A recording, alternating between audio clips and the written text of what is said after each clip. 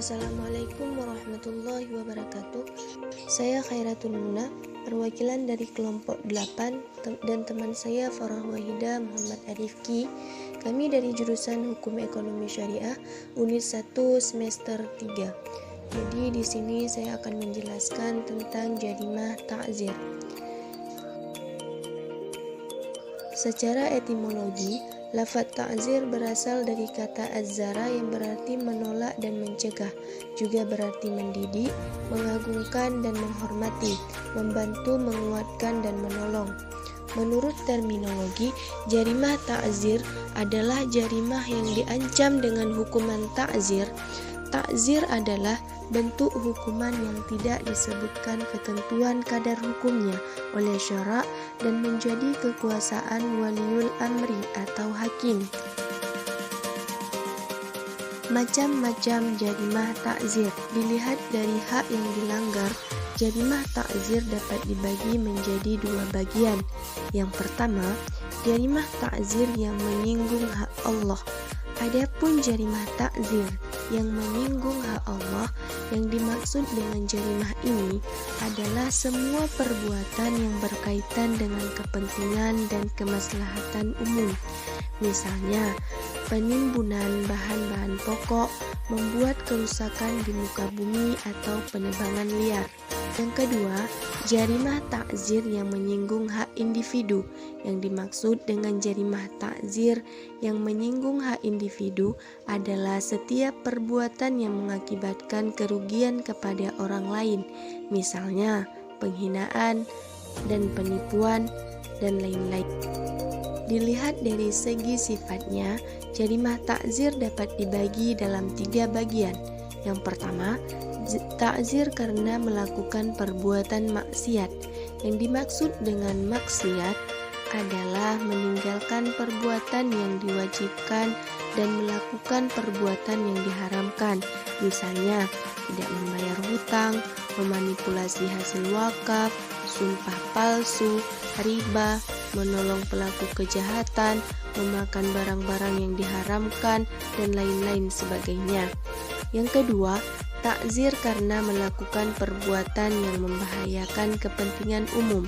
Perbuatan-perbuatan yang masuk dalam jarimah ini tidak bisa ditentukan karena perbuatan ini tidak diharamkan karena zatnya, melainkan karena sifatnya. Sifat yang menjadi alasan dikenakan hukuman adalah terdapat unsur merugikan kepentingan umum. Yang ketiga, ta'zir karena melakukan pelanggaran. Dalam merumuskan ta'zir karena pelanggaran terdapat beberapa pandangan. Yang pertama, berpendapat bahwa orang yang meninggalkan yang mandub atau sesuatu yang diperintahkan dan dituntut untuk dikerjakan atau mengerjakan yang makruh, sesuatu yang dilarang dan dituntut untuk ditinggalkan, tidak dianggap melakukan maksiat, hanya saja mereka dianggap menyimpan atau pelanggaran dapat dikenakan ta'zir. Bentuk-bentuk sanksi ta'zir. Yang pertama, hukuman mati. Hukuman mati. Pada dasarnya, hukuman ta'zir dalam hukum Islam adalah hukuman yang bersifat mendidik, sehingga dalam hukuman ta'zir tidak boleh ada pemotongan anggota badan atau penghilangan nyawa. Tetapi sebagian besar fuqaha memberikan pengecualian terhadap peraturan hukuman tersebut, yaitu diperbolehkannya hukuman mati apabila kepentingan umum menghendakinya atau kerusakan yang dilakukan pelaku tidak bisa dihindari, kecuali dengan membunuhnya, seperti menjatuhkan hukuman mati kepada mata-mata, penyuruh bid'ah, atau residivis yang berbahaya. Yang kedua, hukuman jilid atau deraf. Hukuman jilid biasa juga disebut cambuk, merupakan salah satu hukuman pokok dalam hukum Islam dan hukuman yang ditetapkan untuk hukuman hujud dan hukuman ta'zir. Pukulan atau cambukan dalam hukuman ini tidak boleh diarahkan ke muka, farji dan kepala, hukuman jilid tidak boleh sampai menimbulkan cacat dan membahayakan organ-organ tubuh yang terhukum, apalagi sampai membahayakan jiwanya, karena tujuannya adalah memberi pelajaran dan pendidikan kepadanya. Yang ketiga, hukuman kawalan atau penjara atau kurungan. Dalam bahasa Arab ada dua istilah untuk hukuman penjara, al-hijabsu dan as-sijnu. Al-hijabsu yang artinya menahan atau mencegah. Al-hijabsu juga diartikan as-sijnu. Dengan demikian, kedua kata tersebut mempunyai arti yang sama. Di samping itu, kata al-hijabsu diartikan dengan fihil makanu yujsu, yang artinya tempat untuk menahan orang. Yang ketiga, hukuman salib. Hukuman salib sudah dibicarakan dalam jarimah gangguan keamanan Yarabah, dan para fuqaha mengatakan bahwa hukuman salib dapat menjadi hukuman ta'zir. Akan tetapi untuk jarimah ta'zir, hukuman salib tidak dibarengi atau didahului dengan hukuman mati, melainkan si terhukum disalib hidup-hidup, dan tidak dilarang makan maupun minum, tidak dilarang mengerjakan wudhu, tetapi dalam menjalankan salat cukup dengan isyarat. Dalam penyaliban ini menurut fuqaha tidak lebih dari 3 hari. Yang kelima, hukuman pengucilan. Yang dimaksud dengan pengucilan adalah larangan berhubungan dengan si pelaku jarimah dan melarang masyarakat berhubungan dengannya.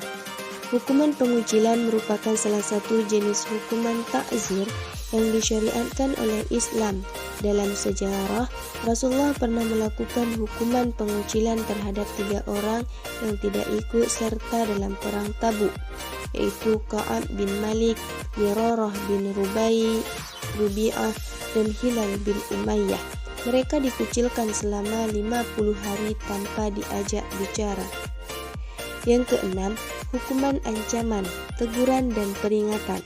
Ancaman juga merupakan salah satu hukuman ta'zir dengan syarat dapat akan membawa hasil dan bukan hanya ancaman saja.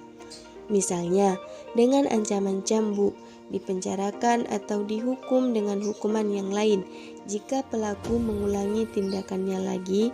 Sementara hukuman teguran bisa dilakukan apabila dipandang hukuman tersebut bisa memperbaiki dan mendidik pelaku. Yang ketujuh, hukuman denda.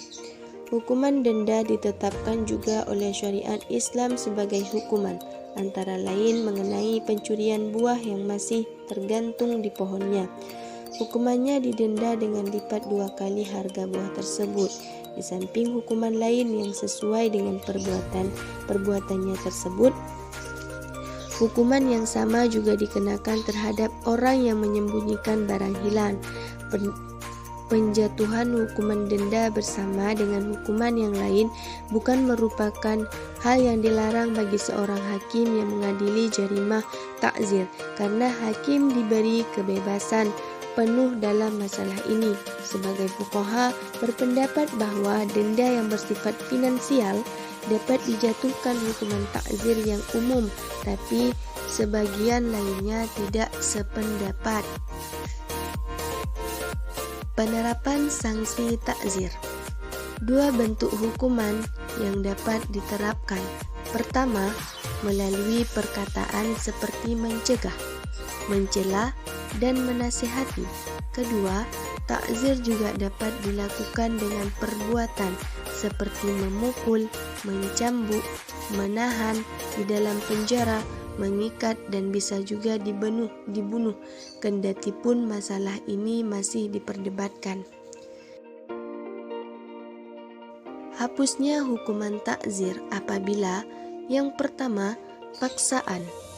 Paksaan ialah suatu perbuatan yang diperbuat oleh seseorang karena orang lain dan orang karena itu hilang kerelaannya atau tidak sempurna lagi pilihannya. Yang kedua, mabuk. Mengenai pertanggungjawab pidana bagi orang yang mabuk, maka menurut pendapat yang kuat dari 4 kalangan mazhab fikih, ialah bahwa dia tidak dijatuhi hukuman atas jarimah-jarimah yang diperbuatnya. Jika ia dipaksa atau secara terpaksa atau dengan kehendak sendiri, tapi tidak mengetahui bahwa apa yang diminumnya itu bisa mengakibatkan mabuk. Yang ketiga, gila. Seseorang dipandang sebagai orang mukallaf oleh syariat Islam, artinya dibebani pertanggungjawaban pidana apabila ia adalah orang yang mempunyai kekuatan berfikir dan kekuatan memilih, idrak dan ikhtiar. Apabila salah satu dari kedua perkara itu tidak ada, maka hapus pula pertanggungjawab tersebut. Oleh karena itu, orang gila tidak dikenakan hukum jarimah karena ia tidak mempunyai kekuatan berfikir dan kekuatan memilih. Dalam bahasa Arab disebut juga dengan junnun atau gila. Yang keempat, di bawah umur. Konsep yang dikemukakan oleh syariat Islam tentang pertanggungjawab anak belum dewasa merupakan konsep yang baik sekali dan meskipun telah lama usianya, namun menyamai teori terbaru di kalangan hukum positif. Menurut syariat Islam, pertanggungjawab pidana didasarkan atas dua perkara, yaitu ketentuan berfikir dan pilihan iradah dan ikhtiar. Oleh karena itu, kedudukan anak kecil berbeda-beda menurut masa yang dilalui hidupnya, mulai dari waktu kelahirannya sampai memiliki kedua perkataan.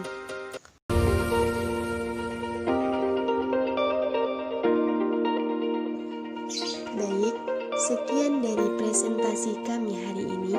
Lebih dan kurang, saya mohon maaf. Saya akhiri.